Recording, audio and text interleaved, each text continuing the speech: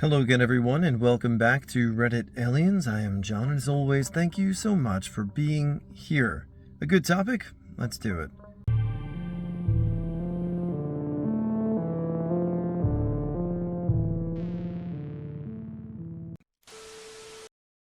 What's the scariest thing that has ever happened to you? Please remember to like, share, and subscribe. I was in Iraq, and a nearby ammo dump was exploding in a chain reaction. As I was making my way for a safe place to hunker down, an entire rocket launcher assembly landed about 30 to 40 feet in front of where I was going. I heard a dull thud as it hit the sand, thought to myself, that was peculiar, then watched it cartwheel away. Then the screeching, supersonic sound of it tearing through the air finally caught up, quickly clearing the cobwebs. I then moved with much more purpose. It was never more clear in my life that physics is a mother effer, and any inanimate object has the capability to tear a meat bag in half if it's traveling fast enough. I grew up in a very rural place. When I was 16, the family I babysat for lived in a giant farmhouse, and their closest neighbor was half a mile away. The house was huge and creepy, and the front door never locked. I babysat one kid, Sarah, who was 10. One night after Sarah had just gone to bed, the phone rang, and a creepy adult male voice asked if Sarah was ready to meet him for their date. I said that he must have the wrong number, and he said he knew where she lived and he was coming to pick her up. I told him he was mistaken, and he said he was coming to the house. Well, she had picked up the phone upstairs for some reason and said that she didn't know him. He said, "Hello, Sarah, darling, I'm coming over to get you." I told her to hang up, and I hung up, called my dad immediately to come get us, and then called her parents. The guy never arrived, but the 10 minutes it took my dad to get to the house were the longest of my life. They never figured out who it was, and I never babysat there again. A bug crawled into my ear, so far in that even while shining a flashlight in there, my father couldn't see anything. For a bit, while I cried and shrieked in horror, he tried to convince me there was nothing in my ear. Then my mother made him pour hydrogen peroxide in there, and the damn beetle crawled out. I never saw it before my dad caught it and threw it outside. Yeah, this happened while I was sitting on my living room sofa. A few years ago, I woke up at about 4 a.m. with a burglar 3 feet away in my room. This was when I was living in a studio by myself, so it was pretty scary. The intruder had entered by climbing up to my 6th floor apartment up a drain pipe and through my balcony door. I had the door slightly ajar, as it was summer and I had no air conditioning, plus being so high up, I never thought anyone would break in that way. Boy, was I wrong. I woke up to my curtains blowing loudly in the breeze because he had left the sliding door wide open. At first, I only saw a dark shadow low against the ground and thought it was kind of weird, but I couldn't work out what the hell it was. I was still pretty sleepy.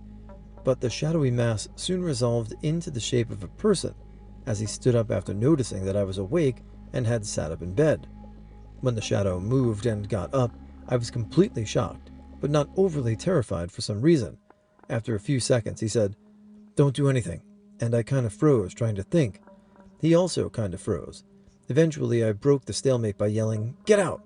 and he bolted out the door, which was right behind him. The studio was very small. I fumbled for my cell phone and called the cops.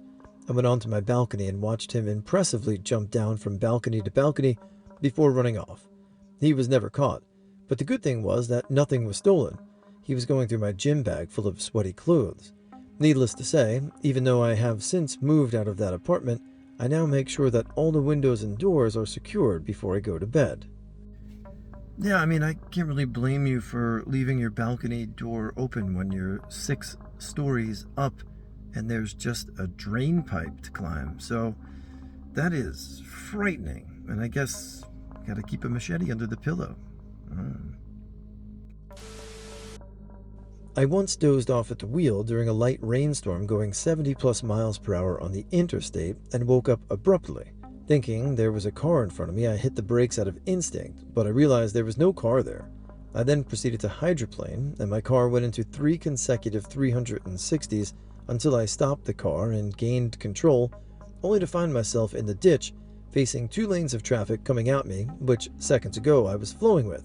Yeah, that scared the shit out of me. And luckily I had no traffic around me when I lost control and started spinning, or else I probably wouldn't have had the chance to tell this story. I was camping in the Catskill Mountains, Peakamoose Valley, Lower East Field, with two of my friends one summer. And the area is very remote, about a 2-hour hike from the place we parked, and nowhere near an actual campground. It was my birthday, so we had just finished celebrating, and the fire had just died out as the darkness settled in. Suddenly, as we were getting into our sleeping bags, we heard a woman's voice screaming, "Help me, somebody please help me," within a few hundred feet of our camp. The scream was piercing, and I felt fear cut through my heart and drop into my stomach until I almost vomited. None of us could move a muscle from sheer fright. Eventually, after about 5 straight minutes of her screaming, I grabbed my hunting knife and decided to exit my tent. It was then that she stopped. We walked in the direction it was coming from, but never found a woman or anything resembling a human. I did not sleep that night. The next day we looked around and still found no signs of people. When we made our way back to our car, there were no other cars in the lot.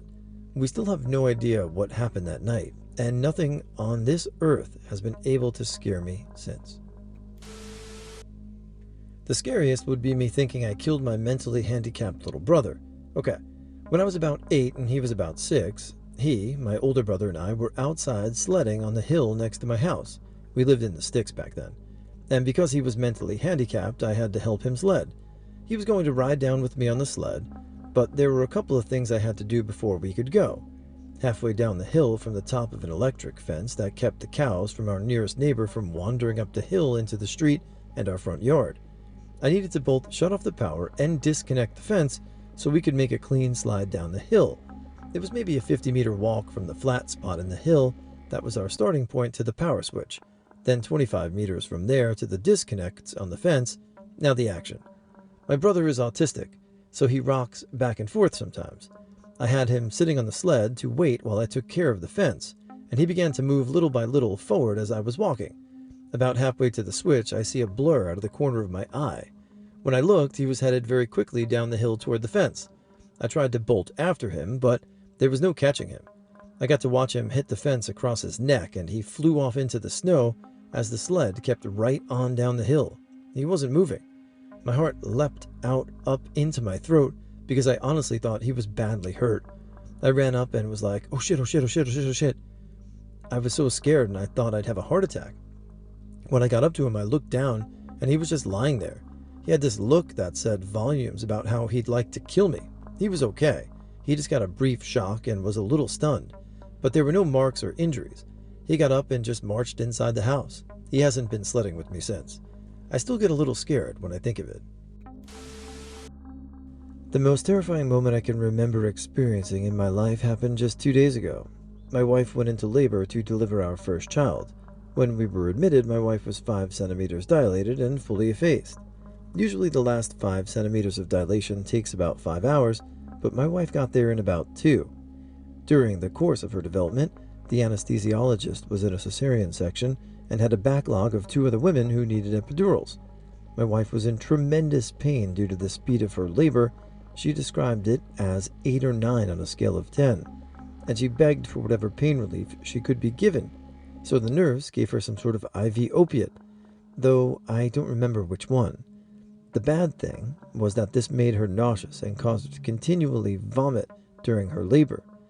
The scary part was that the baby did not like the drug or the vomiting sessions, and her heart rate was racing and dropping, and she was looking very unhappy in the uterus, as she was squeezed nonstop by massive contractions. Eventually, when the doctor arrived to deliver, he saw how distressed the baby had become and decided an episiotomy was necessary to prevent serious problems. This meant the baby came out quickly, but to my horror, she was dark purple and not moving at all.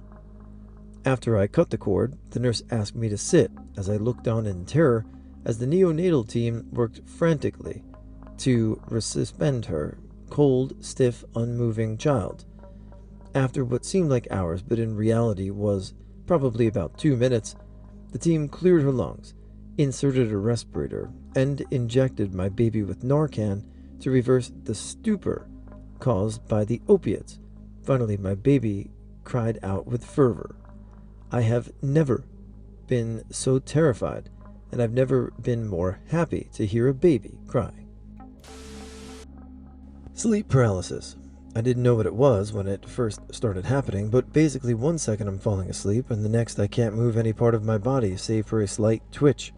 I was afraid it was serious, so I freaked out, but I couldn't do anything about it, which made me freak out even more. I decided to use what small amount of movement I could do to rock back and forth, gaining a bit of momentum each time, until I was rocking hard enough that my body woke up. It still happens to me all the time, but since I've realized it's kind of common and not serious, it's kind of fun to screw with people now. I have a brother who is 5 years younger than me. He is exceptionally hard, both physically and mentally. He's 17 and still can't speak, feed himself, or use a toilet. He's still in that mental stage where he likes to pick up anything and put it in his mouth, including small, suffocation-inducing objects. One time, when he and I were the only ones home about a year ago, he went to the kitchen and pulled a small container of food out of the fridge and brought it to me, like he usually does when he is hungry. When I brought it to me, the lid somehow came off and the contents fell out. So I went to clean up. While doing so, my brother kept bugging me to feed him. He didn't understand that I was busy cleaning up his mess, so at one point, I lightly pushed him away from me. His balance has never been all that great, and he toppled over. He happened to have found some old Lego bricks earlier in the day and was inconspicuously chewing on them. When he hit the ground, the shock was enough that he partially swallowed it, and he began choking. I still remember the image of him on the floor on all fours, silently straining to dislodge it. I attempted the Heimlich maneuver, but I don't know how to do it properly, and after a few attempts, I dashed for the total phone and called emergency services. Just when I was finally connected to an operator, he managed to dislodge the Lego brick. He sat there for a couple of minutes to catch his breath, then asked me for food again. I almost lost my brother over something so small. To this day, whenever I see him chewing something, I remind him, and picked up somewhere, I immediately take it away from him. Every night, I pull my brother out of his bath, dry him off, dress him, and put him to bed. I was about to go to bed myself and decided to glance in his room to make sure he wasn't about to roll off the bed in his sleep. It happens sometimes. Something caught my eye. His foot. It looked like it was black and disfigured. I've never felt such fear grip me like that before. While moving closer for a better look, my mind was flooded with thoughts like, how did this happen? And is this going to require surgery? It turns out it was just a combination of my imagination and my eyes playing tricks on me. His multicolored blanket had just been bunched up in such a way that you could only see one part of it. I love him so much, but damn, he makes things stressful at times. Even when I witnessed my father's death, I wasn't scared. I was numb at first and overcame it by an unimaginable sadness, but never frightened. I've never been in so many situations where I've been any kind of real danger. But my brother, he is the single most intense source of stress and worry in my life. It doesn't stop me from loving the hell out of him. A few years ago, a friend took me spearfishing at night. Daylight will spoil the fish, crab, and other goodies, so night is the time to go. 3 of us, decked out in wetsuits and spear guns, are headed out off the rocky coastline just after sunset. We each had flashlights, and it was a starry night, so we could see reasonably well. At first, it was a lot of fun. We caught a shitload of fish and small lobsters, put them in a basket atop a styrofoam float. A spear gun is harder to use than it looks. Well, shooting it isn't that hard. It's the reloading of the spear and cocking it while floating in water with no leverage. That's less fun. Anyway, what's missing from this story is the choppy, choppy water. Had the water been calm, I'd have no story to tell, but it was really choppy, which wore me out quicker than I normally would. And I'm not the best swimmer or most in shape guy around. So, just at the point that I'm starting to get tired, the other two guys take off with the float, and I try to snag some more fish. I realize that the way the tide is pushing me around, swimming in any direction has almost no effect. I'm getting more and more exhausted and aren't able to move. There were rocks outcropping nearby, but climbing on them would have taxed my system even more. I was shocked at how suddenly exhausted and genuinely weak I was, so I screamed for help. Pretty soon, the others came by with a float, and I grabbed on to dear life. They were apologetic, taking the float, but I was flat embarrassed, and I was terrified that I came that close to drowning in an ocean at night.